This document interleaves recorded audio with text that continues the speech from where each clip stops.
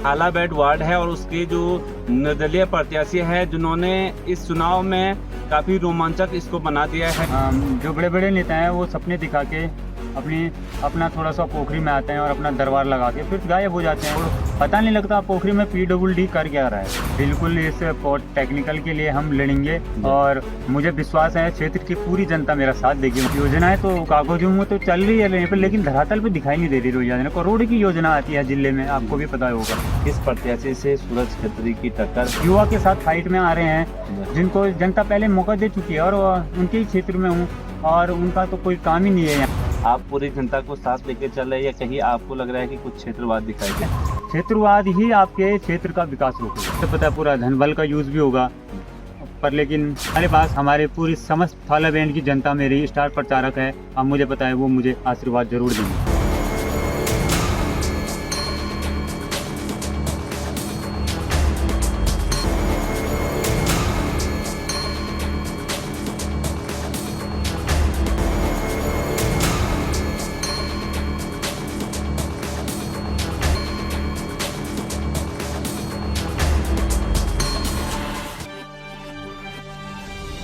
नमस्कार, मैं हूं आपके साथ संदीप बर्तवाल और आप देख रहे हैं BBC उत्तराखंड। चुनावी चर्चा चुनाव चिन्ह के बाद काफ़ी जोर पकड़ चुकी है। जनपद चमोली के विकासखंड पोखरी में जो चमोली जिला पंचायत की प्रमुख सीटें हैं उनमें से एक सीट थालाबेट वार्ड है और उसके जो निर्दलीय प्रत्याशी है जिन्होंने इस चुनाव में काफ़ी रोमांचक इसको बना दिया है। पूर्व छात्र संघ अध्यक्ष सूरज खत्री जी हमारे साथ मौजूद हैं। सूरज भाई, चुनाव चिन्ह अब मिल चुका है, बहुत बहुत शुभकामनाएं सबसे पहले आपको। धन्यवाद आपका संदीप भाई और BBC न्यूज़ फिर से हमारे क्षेत्र में आए और हमें सुनने का मौका दिया। जी सर, कैसा लग रहा है आजकल लगातार दिन रात आप लोग एक कर रहे हैं, कैसा आपको महसूस हो रहा है जनता के बीच में जा रहे उनका दर्द और क्या कुछ पहाड़ों में आजकल चल रहा है? देखो आजकल तो मैं संदीप भाई क्षेत्र भ्रमण पे हूँ और जनता मतलब नेताओं से थोड़ा नहीं बहुत नाराज़ है।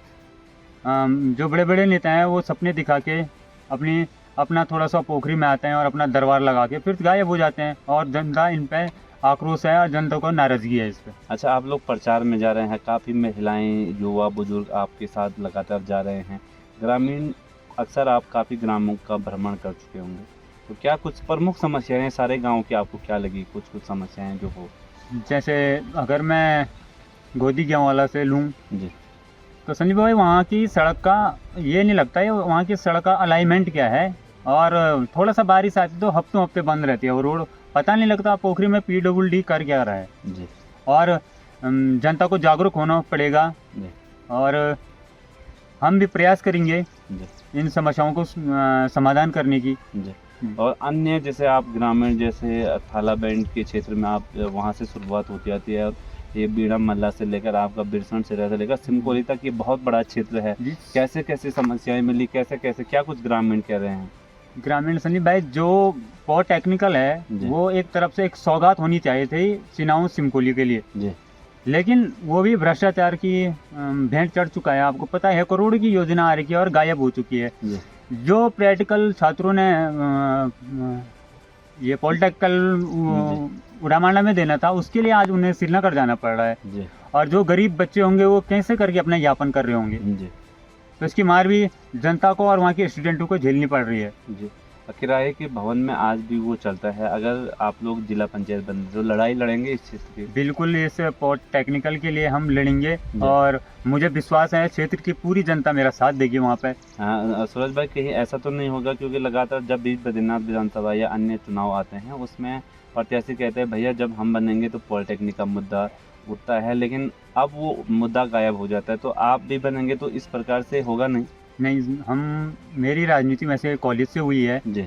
और मैं चुनाव भी इसी कॉलेज के उसमें लड़ रहा हूँ क्योंकि यहाँ पे जो युवाओं का है वो अपार समर्थन मिल रहा है मुझे और युवाओं को पता भी है कि जो फाइट हमने उस कॉलेज के लिए लड़ी है वही दोहराना पड़ेगा और उन्हें विश्वास है कि सूरज खत्री ये फाइट कर सकता है। तो कहीं ना कहीं छात्रों की पीड़ा आपके मन में है? जी बिल्कुल पीड़ा है छात्रों की, जनता भी की है। जनता की जैसे देखो आप बिरसण से रेल के सपने तो दिखा रहे हैं लेकिन अभी तक सड़क नहीं पहुंची वैसे गाँव में। तो वहाँ की जनता उनके अंदर बहुत पीड़ा है और मैं गया भी था, मैंने बात भी की थी। तो जनता बहुत नाराज है जी। वहाँ पे। जैसे बड़े बड़े नेता जाते हैं चुनावों में, तो आज आप जैसे धरातल पर देखते हैं जैसे कि गर्भवती महिलाएं हैं, तमाम चीज़ें हैं, तो वो महिलाएं जो पीड़ा बताती हैं, तो उन पीड़ाओं को आप कैसे आगे रखेंगे? क्या विजन रहेगा आप? विजन ये रहेगा कि अगर मैं जीत के जाता हूँ, कहीं ना कहीं मैं या सरकार के द्वारा जो योजनाएं हैं उनका लाभ मैं जनता तक लाऊंगा, जी। क्योंकि योजनाएं तो कागजों में तो चल रही है लेकिन पर, लेकिन धरातल पे दिखाई नहीं दे रही योजना। करोड़ों की योजना आती है जिले में, आपको भी पता होगा। जी। जी। और अन्य चीज़ें अन्य क्षेत्रों में कैसे देख रहे हैं? सोड़ा मंगरा, नागधार और तमाम क्षेत्रों में आप गए, सोड़ा ब्राह्मण थाना मंगरा में आप और गए। नागधार के लोग जो पानी के लिए तरस रहे हैं, इस बरसात में भी कह रहे हैं कि इन नलों में पानी नहीं आ रहा। और मैंने देखी वहाँ के युवा वो धारे से डब्बे भर के ले जा रहे थे आज, और इसी क्षेत्र में भ्रमण है। तो इतनी बड़ी योजनाएं आ रही हैं जिले में, आखिर ये योजनाएं जा आ रही हैं। जी। और एक बड़ा सवाल ये भी है कि ब्राह्मण थाला और तमाम अन्य गांव हैं जहां आज पानी की समस्याएं हैं, विद्यालयी शिक्षा आपने देखा होगा, इन सब चीज़ों को लेकर आप क्या कहेंगे?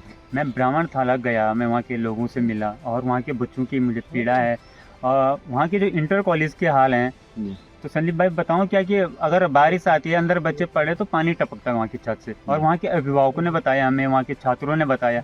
तो हम सब पहला काम हमारा यही होगा कि शिक्षा को प्राथमिकता देंगे, और जो विद्यालय है उनका मतलब फिर से नवीनीकरण और या सुधारीकरण में हम तत्पर रहेंगे। जी।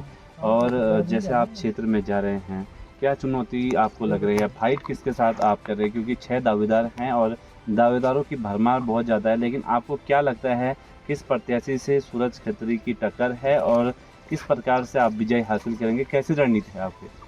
देखो संजय भाई, बहुत बड़े बड़े और पुराने चेहरे लड़ रहे हैं मेरे विपक्ष में, जी। जिनको जनता ने पहले भी मौका दिया है, और कुछ ने अपनी कैंडिडेट भी लड़ा रखे हैं। जी।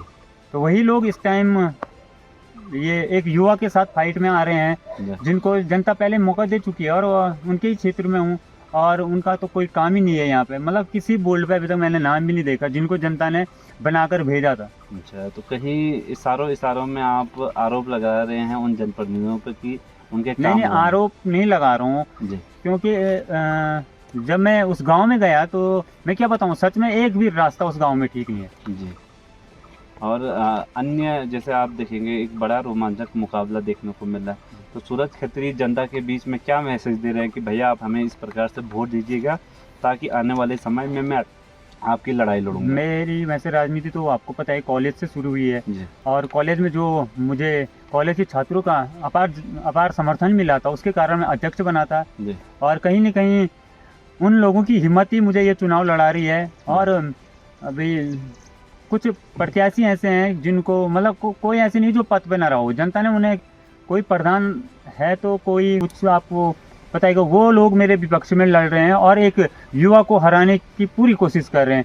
लेकिन मुझे जनता पे विश्वास है, जनता इस बार हमें ज़रूर वोट करेगी और हम जनता के लिए हमेशा लड़ने के लिए तैयार हैं। अच्छा, क्या चुनाव चिन्ह इस बार आपको मिला है? चुनाव चिन्ह मुझे केतली मिला है, और मुझे पता है जनता केतली पे मोहर लगा के सूरज खत्री को जरूर विजयी बनाएगी, और ये सेवक जनता की सेवा करना चाहता है। अच्छा, एक अंतिम सवाल सूरज भाई ये है, तमाम शिक्षा, स्वास्थ्य, रोजगार की आपने बात करी, एक बड़ा मुद्दा ये होता है कि कई बार अपने क्षेत्र की लड़ाई लड़ने के लिए जब नेता एक बार बन जाते हैं तो कहीं ना कहीं कुछ पार्टी के दबाव में काम करने के लिए चुप बैठते हैं या उनकी बाध्यता हो जाती होगी, लेकिन आप कैसे देखेंगे? क्योंकि कभी कभी ऐसे मुद्दे आते हैं जिनको उठाना बेहद लाजमी होता है, लेकिन आज की डेट में जो नेता है वो इनसे बचते हैं।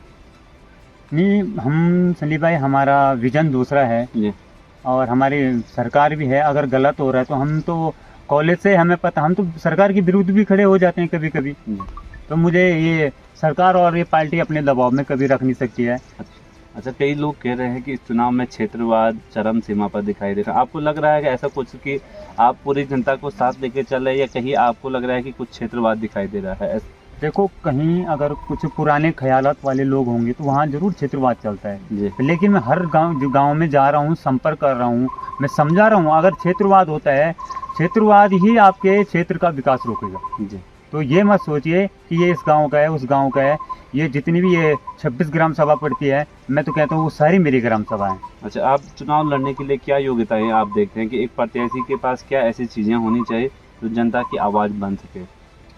हम उसमें बोलने की एबिलिटी होनी चाहिए, जी और जो हमेशा जनता का काम करता होगा, चाहे ऑफिस से ले, जी बैंक से ले, जी और मतलब जो हमेशा हर तत्पर तैयार रहता हो जनता के लिए कि भाई मैंने काम करना है और मुझे जनता की आवाज़ बननी है, जी। तो वो जनता के लिए कोई भी लड़ाई लड़ने के लिए तैयार हो जाता है। अच्छा सर, क्या अंत में क्या कहना चाहेंगे आप थाला बैंड की जनता से?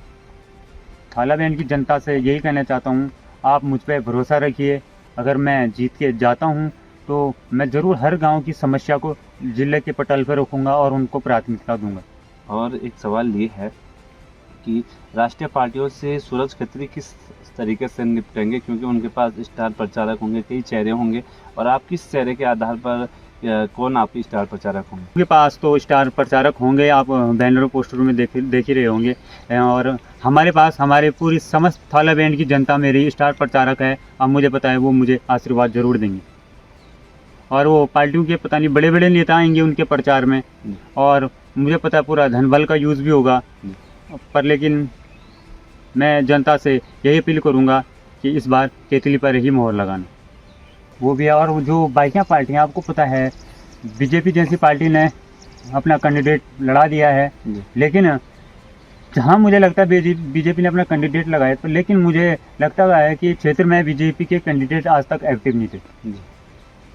आप ये कहना चाह रहे हैं कि सिर्फ चुनाव के समय में वो चुनाव के समय पे एक्टिव हो चुके हैं, और मुझे पता है पार्टी पूरा धन बल का यूज़ करेगा। जी और मैं जनता से ये कहूँगा कि इनके ये छलावे में ना आए, जी एक सही प्रतिनिधि को चुने, जी और कहीं ना कहीं हमें क्षेत्रवाद की भावना अपने दिमाग से निकाल देनी चाहिए। जी।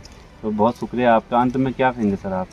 सर मैं अंत में उन्हें यही कहूँगा, जो एक युवा को रोकने की कोशिश कर रहे हैं, कि युवा को हराने की कोशिश कर रहे हैं, कि 2-4 कदम वो चल न सके, झनकार की बातें करते हैं, 2-4 कदम वो चल न सके, रफ्तार की बातें करते हैं, पायल का बोझ उठा न सके, और झनकार की बातें करते हैं। चलो बहुत शुक्रिया आपका। और ये हमारे साथ सूरज खत्री थे। साफ तौर पर इन्होंने इशारा में एक शायरी कही है, और कहीं ना कहीं तंज उन लोगों पर कसा है जो कि इस क्षेत्र में है। और कहीं ना कहीं अब ये देखने वाली बात होगी कि आगामी जो 28 तारीख का जो चुनाव होगा उसमें किन प्रत्याशियों पर जनता मुहर लगाते हैं। एक तरफ युवाओं की भरमार इस चुनाव में देखने को मिल रही है, और कड़ा मुकाबला, कड़ा संघर्ष सूरज खत्री इस समय जनता के बीच में कर रहे हैं। और बड़ी बात यह है, इस चुनाव में लगातार युवाओं के बीच में सूरज खत्री इस समय जा रहे हैं। ऐसे में अब देखने वाली बात ये होगी 28 तारीख को किस प्रकार से जनता किस प्रत्याशी पर अपना मुहर लगाती है और किसे थाला बैंड से विजय बनाकर जाती है। अब बड़ी सवाल ये है, जो ये थाला बैंड जिला पंचायत है, यहाँ पर समस्याओं की भरमार है। बिजली, पानी, स्वास्थ्य, शिक्षा और तमाम समस्याएं हैं। समस्या को देखकर जनता वोट करती है या फिर नाम के आधार पर वोट करती है, ये देखने वाली बात होगी। आप लोग लगातार BBC उत्तराखंड देखते रहे। नमस्कार।